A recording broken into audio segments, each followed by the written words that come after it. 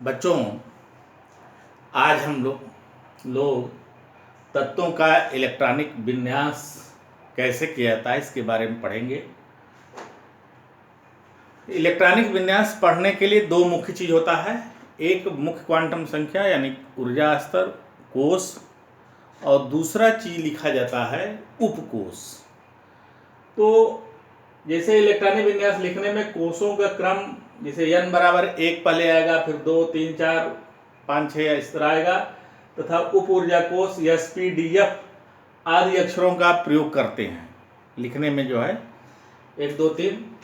जैसे कोश के कोश यानी पहली ऑर्बिट, यानी ये नाभिक के बाहर ये पहली ऑर्बिट, इसको के कोश कहते हैं। तो के कोश n बराबर 1 है, तो यह n बराबर 1 हुआ। इसमें उपकोशों की संख्या पहले कोश में केवल एक उपकोश, क्योंकि इससे पीछे हो चुका है कि जितने कोश होते हैं उतने उसके बराबर ही उपकोश होते हैं। तो पहले कोश में केवल 1s होता है। ध्यान दीजिए, जितने कोश उतने उपकोश। n बराबर 2, यदि n बराबर हम पहले के बाद ये दूसरा लेते हैं तो यहां पर 1s होगा, यहां 2s 2p। n बराबर 2, दूसरे कोश में 2 ही उपकोश होते हैं। इसी तरह हम तीसरे कोश में पहुंचेंगे तो तीसरे कोश में 3 उपकोश 3s 3p 3d, यानी तीसरे कोश में 3 उपकोश होंगे 3s 3p 3d। KLMN कोश यानी उप ऊर्जा स्तर 4 है। 4 में 4 उपकोश, चारों कौन होगा 4s 4p 4d 4f, ये पहले भी हो चुका है। इसी तरह पांचवें में जाएंगे तो पांचवें में 5s 5p 5d 5f 5g। छठे में जाएंगे तो 6 उपकोश होंगे, लेकिन ऐसा कोई एलिमेंट तत्व या परमाणु नहीं है जो उसमें हम 4f से ज्यादा का प्रयोग करते हैं। अब विभिन्न उपकोश में इलेक्ट्रॉनों की अधिकतम, उपकोश को उप ऊर्जा स्तर भी कहते हैं, इलेक्ट्रॉनों की अधिकतम संख्या रख सकते हैं। तो कितना होता है? यस उपकोश में इलेक्ट्रॉन अधिकतम 2 होते हैं, तो इसका संकेत है S2 लिखा जाता है। P उपकोश में अधिकतम 6 इलेक्ट्रॉन रहते हैं, तो P6 लिखा जाता है। 6 P1 P2 P3 P4 P5 P6 पहले भी हो चुका है, हुंड के नियम से, पॉली अपवर्जन नियम से बातें हो चुकी हैं। D में 10 इलेक्ट्रॉन होते हैं, तो D10 लिखा जाता है। और F उपकोश में 14 इलेक्ट्रॉन है, तो अधिकतम जो है 14 इलेक्ट्रॉन लिखा जाता है। अधिकतम तत्वों का रासायनिक प्रकृति उनके परमाणु क्रमांक और इलेक्ट्रॉनिक विन्यास पर निर्भर करती है। भाई केमिस्ट्री हम पढ़ रहे हैं, अभी हम परमाणु में ही फंसे हुए हैं। तो हम जो भी रासायनिक अभिक्रियाएं होंगी, जो भी कोई भी किसी भी तत्व का, किसी भी यौगिक का अगर हम अध्ययन करते हैं तो उस पर सबसे ज्यादा प्रभावित करने वाला इनका ये इलेक्ट्रॉनिक विन्यास ही होता है। कारण जो भी कारण होते हैं, तो पहला H2O द्रव है, H2S गैस है, क्यों? तो इसका जवाब इसी से हम लोग खोजेंगे। इसलिए इलेक्ट्रॉनिक विन्यास सबसे महत्वपूर्ण चीज है।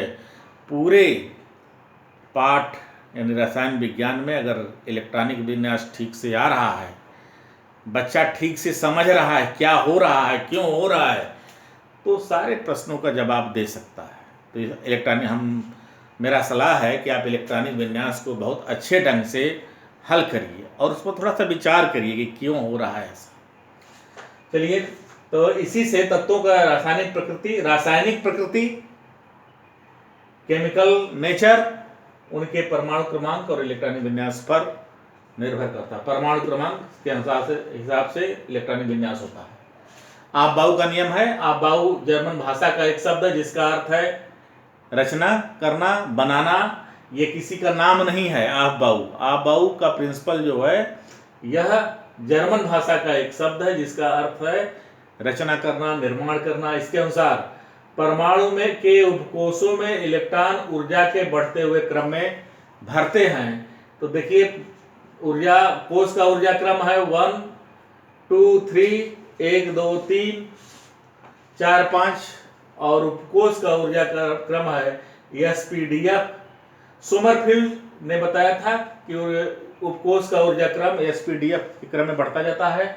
इस प्रकार अगर दोनों को जब कंबाइन करेंगे तो ऊर्जा स्तर अफबाउ के नियम से आता है। तो जैसे हम कैसे, हमें याद ये लिखना है, हमें याद नहीं है तो याद करने का तरीका ये है कि पहले कोष में n बराबर केवल 1s होता है, दूसरे कोष में 2s 2p होगा, तीसरे कोष में 3s 3p 3d होगा। लिख दीजिए, पहले 1s लिखिए, दूसरे में 2 गोला बना के लीजिए, तीसरे में 3 गोला बनाइए, चौथे में 4s 4p 4d 4f, पांचवें में 5s 5p 5d और 5f 5g भी लिख सकते हैं, लेकिन बता चुके हैं कि पांचवें यानी 4f से अधिक का हमें उप ऊर्जा स्तर की जरूरत नहीं पड़ती, क्योंकि ऐसे तत्व, ऐसे परमाणु की अभी तक आविष्कार नहीं है जिसमें इलेक्ट्रॉन 5g में जाता हो। इसी तरह n बराबर 6 में 6s 6p 6d 6f की भी जरूरत यहाँ नहीं पड़ती है, छोड़ देते हैं, इसको लिख देते हैं 7s 7p। अब देखिए पहले इलेक्ट्रॉन 1s में जाएगा, 1s, तो 1s में इलेक्ट्रॉन 1s1 1s2 2 इलेक्ट्रॉन हो गए। इसके बाद इलेक्ट्रॉन जो है भरना शुरू होता है इस तरह, 2s में जाता है, तो 1s के बाद 2s आ गया, तो यानी 1s की ऊर्जा 2s की ऊर्जा से कम होती है। ये देखिए बड़े का निशान है इधर, इधर छोटे का है। इसके बाद इलेक्ट्रॉन जो है किसमें भरेगा, यहां देखिए, यहां पर 2p में जाएगा, फिर 3s में जाएगा, 2p में जाएगा, फिर 3s में जाएगा, फिर यहां से आएगा 3p में जाएगा, 3p में जाएगा। इलेक्ट्रॉन ध्यान दीजिए, इलेक्ट्रॉन 3p में जाएगा, और 3p के बाद कहेंगे सर 3p के बाद 3d में जाना चाहिए, 3d में नहीं जाएगा, 3p के बाद 4s में जाएगा इलेक्ट्रॉन, तो 3p के बाद 4s में इलेक्ट्रॉन गया। देखिए फिर यहां से आते हैं, तब इलेक्ट्रॉन 3d, तो d में d1 d2 d3 d4 d5 d6 d7 d8 d9 d10 तक जाएगा 3d के बाद आता है 4p में, 4p के बाद आता है 5s में, 5s, देखिए 5s के बाद आता है इलेक्ट्रॉन, फिर किस में भरेगा, 5s के बाद इलेक्ट्रॉन 4d में भरेगा, 4d के बाद 5p 6s, 6s के बाद इलेक्ट्रॉन भरता है 4f 5d 6p 7s, 7s के बाद इलेक्ट्रॉन जब भरेगा तो ये आएगा 5f 6d और 7p। इस तरह जो है, जब अभी तक जितने भी तत्वों की खोज की गई है, इसके हिसाब से हम लोग इलेक्ट्रॉनिक विन्यास बहुत आसानी से लिख सकते हैं। इसका क्रम को आप याद कर लेंगे तो आपको ये बार बार बनाना नहीं पड़ेगा। एक आसान तरीका और है, n+l रूल की इलेक्ट्रॉन किस में जाएगा, उस पर हम लोग थोड़ा चर्चा कर लें, तो हम लोग आगे इलेक्ट्रॉनिक विन्यास पढ़ते हैं। आइए n+l रूल। n+l रूल क्या है? n जो है मुख्य क्वांटम संख्या, मुख्य क्वांटम संख्या, और l जो है दिगंशी क्वांटम संख्या। इस नियम के अनुसार परमाणु ऑर्बिटल में भरा होने में अंतिम इलेक्ट्रॉन निम्नतम n+l मान के रिक्त परमाणु ऑर्बिटल में प्रवेश करता है। दो परमाणु ऑर्बिटलों का n+l मान समान होने पर इलेक्ट्रॉन निम्न n यानी मुख्य ऊर्जा स्तर मान के परमाणु ऑर्बिटल में प्रवेश करेगा। जैसे परमाणु क्रमांक 18 का इलेक्ट्रॉनिक विन्यास निकालते हैं, 18 आर्गन, ये है क्या होगा, तो 2 8 8 होता है। तो इसका लिखते हैं कैसे, 1s2 2s2 2p6 3s2 3p6। अब देखिए यानी कि पहले में 1s होता है, दूसरे में 2s, फिर 2s 2p, तीसरे में 3s 3p 3d होता है, अब 4s 4p 4d 4f होता है। अभी अभी बताया गया है। हम 19 पोटेशियम का लिखना चाहते हैं तो इसमें हो जाएगा। अब देखिए इसका जब लिखेंगे तो 1s2 2s2 2p6 3s2 3p6। अब प्रश्न हो जाएगा 19 के लिए 3d1 होना चाहिए, या 1s2 2s2 2p6 3s2 3p6 4s1 होना चाहिए। क्या सही होगा? अब यहां देखिए n प्लस यल देखते हैं। n प्लस यल में जिसका मान न्यूनतम होगा तो इलेक्ट्रॉन उसी उपकोष में जाएगा। तो इसके लिए n प्लस यल निकालते हैं। 3d के लिए निकालेंगे तो 3 के लिए देखिए 3 हो जाएगा, और यल का मान d के लिए 2 होता था, 2 धन 3 बराबर 5 होगा। 4s के निकालते हैं तो 4s के लिए 4 धन 0 बराबर 4 होगा। तो इलेक्ट्रॉन उस उपकोष में प्रवेश करेगा जहां n प्लस यल का मान न्यूनतम हो। दो परमाणु ऑर्बिटलों का n प्लस यल मान समान होने पर इलेक्ट्रॉन निम्न n वाले परमाणुओं में प्रवेश करता है। जैसे यहां पर 3 धन 2 3d 3 धन 2 5 है, यहां तक 4 सीधे कम हो गया, तो यहां पर 4 में प्रवेश करेगा, यानी कि 4s में पहले प्रवेश करेगा। अब आते हैं हम 21 का इलेक्ट्रॉनिक विन्यास निकालते हैं। 20 का हम पहले देख लेते हैं। 20 कैल्शियम का, तो ये वाला गलत हो गया, ये गलत है। 1s2 2s2 2p6 3s2 3p6 4s2, देखिए 2 यहाँ 6 है, 6 2 8 8 10 18 2 20 हो गया। अब 21 हमें ले जाना है।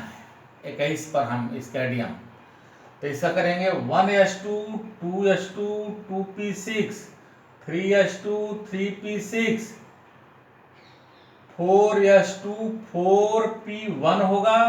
1s2 2s2 2p6 3s2 3p6 4s2 4 3d1 होगा। कैसे? देखिए यहां पर n प्लस एल रूल, यहां पर 4p की निकालेंगे। 4p के लिए हो जाएगा 4, धन यल का मान 1 होता है 5 हुआ, तो n प्लस यल इसके लिए होगा 5 हुआ। और 3d के लिए n प्लस यल निकालेंगे। 3d के लिए तो n का मान आया 3 और यल का मान 2, तो ये भी 5 हो गया। तो दोनों ऑर्बिटल समान, ये देखिए n प्लस यल मान समान हो गया, तो इलेक्ट्रॉन उसमें प्रवेश करता है जहां n का मान कम होता है। इस तरह जो है हमारा ये गलत हो जाएगा और ये वाला सही हो जाएगा। पीछे भी ऊर्जा स्तर दिखा गया है। अगर n प्लस यल डायरेक्ट आप उप ऊर्जा स्तर को याद कर लेते हैं या अबाव के नियम से भर लेते हैं तो आपको जो है ये बहुत ज़रूरत नहीं पड़ेगी। हालांकि ये सब प्रारंभिक रूप से समझने की जरूरत पड़ती है, बाद में आप इतना ट्रेंड हो जाते हैं कि आप डायरेक्ट बता देंगे इलेक्ट्रॉन किस में प्रवेश करेगा। 1 बार 2 बार 3 बार प्रैक्टिस करिए। तो आप इसी के साथ जो है कुछ प्रश्न लिख लीजिए, आप हल करेंगे प्रश्न को। प्रश्न है, देखिए इलेक्ट्रॉनिक विन्यास हाइड्रोजन का लिखते हैं। हाइड्रोजन का आप तुरंत लिख देंगे। 1 है तो हो जाएगा 1s1 हो जाएगा। हीलियम का 1s2 होगा। हीलियम का देखिए यहाँ पर लिथियम का 1s2 2s1 हो जाएगा। इसको कोर मॉडल भी कहते हैं। कोर से कैसे लिखा जाए? ये हीलियम का हो गया, हीलियम इनर्ट गैस है, ये इस तरह भी लिखा जा सकता है। ये 2s1 ये कोर परमाणु होते हैं, यानी कि यह बाह्य कोश का इलेक्ट्रॉन लिख दिया गया, पीछे वाला यहाँ वाला ये लिख दिया गया, हो गया। इनर्ट गैस है तो हीलियम, नियान, अर्गान, क्रिप्टॉन, जिनान, रेडान जैसे 2 8 18 36 54 86 जो है परमाणु क्रमांक वाले तत्व जो है इनर्ट गैस या अक्रिय गैस तत्व कहलाते हैं। तो इनका अगर आप याद रखे रहेंगे तो तुरंत आप लिख सकते हैं। यहाँ पर आते हैं चौथे का 1s2 2s2, 1 के बाद 2 हो गया यहाँ पर, 5 भरना है, 1s2 2s2 2p1, इसके बाद 2p2 हो जाएगा, 2p2 3 4 5 6 यहाँ तक, यानी 1s2 2s2 2p6 यहाँ पर नियान है। ये आप शेष करेंगे, जो हम छोड़ रहे हैं उसको आप करके दिखाएंगे हमको। 11 का है यार, 11 का हो जाएगा 1s2 2s2 2p6 3s1। इसको हम क्रोड परमाणु के रूप में कैसे लिख लेंगे, तो यहाँ पर ये हो जाएगा, यहाँ पर नियान का आखिरी गैस है और 3s1 हो जाएगा। तो ये आसानी से लिखा जा सकता, समझ रहे होंगे। तो पहला काम करिए, 1 से 30 तक के तत्वों का परमाणु क्रमांक और नाम याद कर लीजिए। अगर जो नए नए गए हैं, नाम नहीं याद करना चाहते हैं, तो पहला काम hydrogen, helium, lithium, beryllium, boron, carbon, nitrogen, oxygen, fluorine, neon, sodium, magnesium, aluminium, silicon, phosphorus, sulphur, chlorine, argon, potassium और 20 जो है कैल्शियम है। तो ये 2 लिखिए। आर्गन का देखिए कैसे लिख लेंगे, बीच में आप लिखेंगे, आप यहाँ 1 हो जाएगा, फिर 2 होगा, फिर 3p1 से 6 तक जाएगा। आर्गन का 1s2 2s2 2p6 3s2 3p6, देखिए कैसे, 6 2 8 6 14 2 16 2 18, देखिए 18 ये बराबर है 19 का 1s2 2s2 2p6 3s2 3p6 4s1 है, अभी वही हुआ था। 20 का 1s2 2s2 2p6 3s2 3p6 4s2 हो गया, 4s2 हो गया बायकोस में। इसको हम इस तरह लिख सकते हैं, यहाँ पर आर्गन का लिखकर 4s2 भी लिख सकते हैं। इसी तरह 21 का लिखना है, 21 भरेंगे कैसे, 1s2 2s2 2p6 3s2 3p6 4s2 3d1। अभी बताया गया n+l रूल से। यहाँ 4 धन 0 बराबर 4 हुआ, 3 धन 2 बराबर 5 हो गया। तो पहले इलेक्ट्रॉन भरने के बाद 4p में न जाकर 4 धन 1 बराबर 5 हो गया, 3d में 3 धन 2 बराबर 5 हो गया। तो जिसका n कम होगा इलेक्ट्रॉन उसी में जाएगा, जिसमें n कम होगा। अगर दोनों का n+l बराबर होता है तो जिसका n कम होता है तो इलेक्ट्रॉन उसी में जाता है। कोई छात्र हमसे क्वेश्चन पूछा था कि सर ये कैसे अब हम 4p में क्यों नहीं ले जा सकते हैं, तो 4p में n+l 5 आ गया, 3d में भी n+l 5 आ गया। लेकिन इस समय जब समस्या होगी तो इलेक्ट्रॉन उसमें जाता है जिसमें n का मान कम होता है। 3d में n का मान कम है, इसलिए इलेक्ट्रॉन 3d में जाएगा।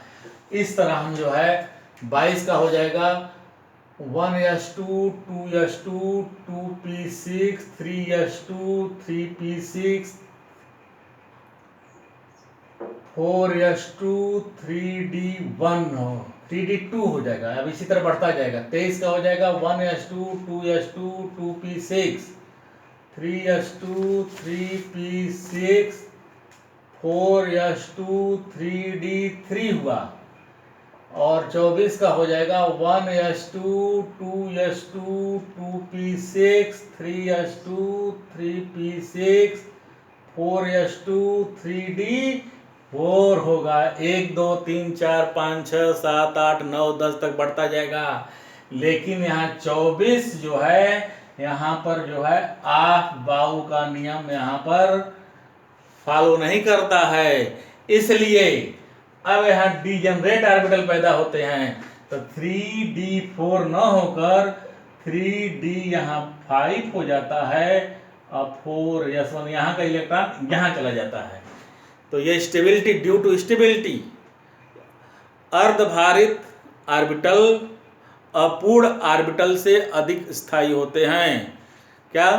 अर्धभारित या पूर्ण भारित, या पूर्ण रूप से भरे हुए ऑर्बिटल अपूर्ण ऑर्बिटल से अधिक स्थायी होंगे, या आधे भरे हुए ऑर्बिटल अपूर्ण ऑर्बिटलों से अधिक अस्थायी होते हैं। इसकी व्याख्या हम आगे बता देंगे। यहाँ मैंगनीज का देखिए, मैंगनीज का देखिए, मैंगनीज 25 है तो 1s2 2s2 2p6 3s2 3p6 4s2 3d5 हो जाएगा।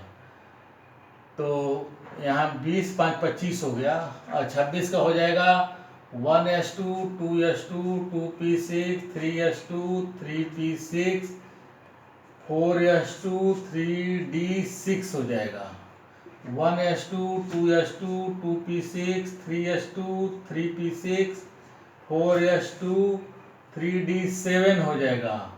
1s2 2s2 2p6 3s2 3p6 4s2 3d8 हुआ, 3d8 हुआ। और यहाँ पर हो जाएगा 1s2 2s2 2p6 3s2 3p6 3d10 4s1 हो जाता है। यहाँ पर 9 न होकर d10 हो जाएगा।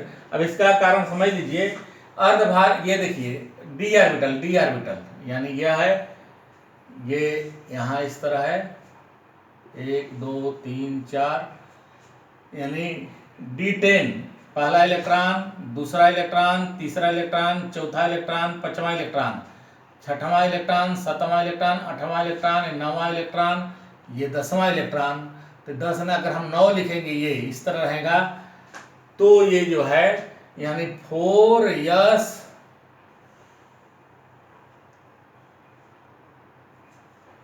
4s, तो ये हो जाएगा 4 धन 0 बराबर 4, यानी पहले 4s में इलेक्ट्रॉन जाता है। 4s 1 3d10 होता है। ये क्रम इधर उधर लिख दिए, इसमें है ये 4s में इलेक्ट्रॉन तो 4 हुआ। यहाँ जब बराबर होगा तो लगभग इसकी ऊर्जा में बहुत अंतर नहीं रह जाता 4s 3d में। तो ये जो है इलेक्ट्रॉन इस तरह हो जाता है। ये वाला ऊपर वाला इलेक्ट्रॉन यहाँ चला आता है, यानी ये आधा भरा हुआ, अर्ध भरा हुआ, ये हुआ पूर्ण भरा हुआ। और ये जो है अगर इस तरह लिख देते हैं 1 2 3 4 5 6 7 8 9, तो ये अपूर्ण कहलाता है। ये अपूर्ण और ये पूर्ण। अपूर्ण धन पूर्ण, अपूर्ण धन पूर्ण, ये पूर्ण हुआ, ये अपूर्ण हुआ। और यहाँ पूर्ण धन अर्धपूर्ण, आधा बराबर 2 होना चाहिए, अर्धपूर्ण कि ये स्टेबिलिटी ज़्यादा होगी और अपूर्ण और पूर्ण के रिस्पेक्ट में। इसलिए अर्धभारित या पूर्ण भारित अपूर्ण ऑर्बिटल से अधिक स्थायी होते हैं, उसमें अधिक स्थायित्व तो होता है। इसके कारण भी हैं, उसकी व्याख्या होगी। तो ये इस तरह जो है ये अपवाद में आते हैं, यानी 29 और ये क्रोमियम। इसी तरह के जहाँ भी ये होंगे, यहाँ 3D एक तरह दिमाग में डाल लीजिए कि अधिकांश तत्वों में D4 नहीं होता है, यहाँ D5 अधिकांश में, और यहाँ D10 है। ये D9 नहीं होगा, क्या होगा, D10 होगा। ये अर्धपूर्ण है और ये पूर्ण ऑर्बिटल है, पूर्ण है। तो पूर्ण भारित, पूरा भरा हुआ और अर्ध भरा हुआ, ये अधिक अस्थायित्व होते हैं, ऊर्जा स्तर है। इसलिए यह कोई भी तत्व इस अवस्था में आना चाहता है। देखिए अर्धपूरित व पूर्ण भारित कक्षक अधिक अस्थायित्व होते हैं पूर्ण पूरित। जैसे इसके 2 कारण हैं। पहला कारण है इलेक्ट्रॉनों का सममित वितरण और विनिमय ऊर्जा। इलेक्ट्रॉनों का सममित, आइसोमेट्रिक क्या होता है, सिमेट्रिक। पूर्ण रूप से भरे हुए अथवा अर्ध भरे हुए कोशों में इलेक्ट्रॉन का वितरण सममित होता है, जिस कारण यह विन्यास अधिस्थायी होता है। पूर्ण या अर्धभारित ऑर्बिटल में इलेक्ट्रॉन सम्मिलित होते हैं, इसलिए अधिक स्थायी होता है। सम्मिलित वितरण के कारण यह इलेक्ट्रॉन एक दूसरे को कम परिरक्षित करते हैं, जिस कारण से उस पर नाभिकीय बल ज्यादा लगता है, नाभिकीय आकर्षण बल ज्यादा लगता है, इसलिए अधिक स्थायी होता है। दूसरा है विनिमय ऊर्जा। एक उपकोष में उपस्थित कक्षक मतलब एक ये देखिए, यह डी उपकोष में, तो इसमें 1 2 3 4 5 कक्षक हैं। जितने आयताकार बॉक्स होते हैं वही कक्षक कहलाते हैं।